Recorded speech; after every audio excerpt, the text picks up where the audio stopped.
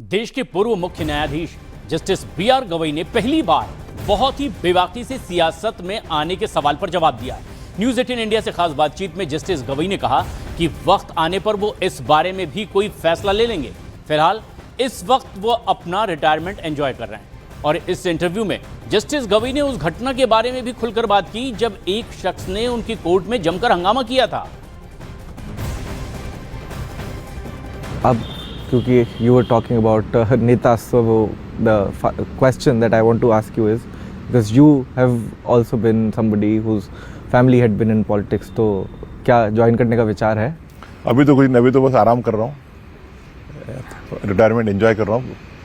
As and when the time comes, I will take a call on all of the things.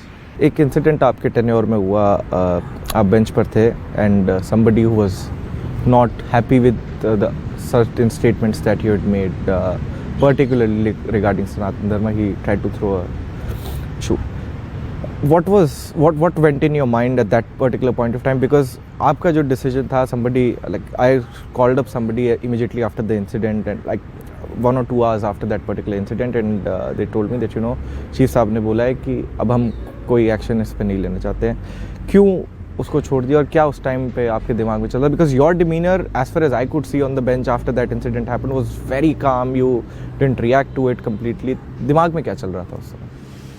पहली बात तो मुझे ये पता भी नहीं था कि वो जो इंसिडेंट हुआ it was related to earlier what was alleged to have said in my mind. Maybe that's because of my upbringing. जिस तरह से मैं बचपन से अब तक बड़ा हुआ हूँ, और जब हुआ मुझे पता नहीं था, आवाज़ सुना खटका, then apparently it was guessed that something had happened and one man was standing in the corner and he only said that ये गवई साहब की तरफ भेजा है, and I thought that this is best ignored, and therefore I asked the lawyers who were standing with me, they were also somewhat, I requested them please proceed with the matter. उसके बाद में when I rose for the lunch, I was told in the registry ऐसा ऐसा वो आदमी है, उसको पकड़ा है हमने, what should we do? तो मैंने बोला छोड़ दीजिए, उसका जूता भी उसको वापस दे दीजिए, so you should not go barefoot. That was my decision. Maybe somebody might have a different perception and you could have, or he would have taken a different decision, but I don't think that I was wrong in taking that decision.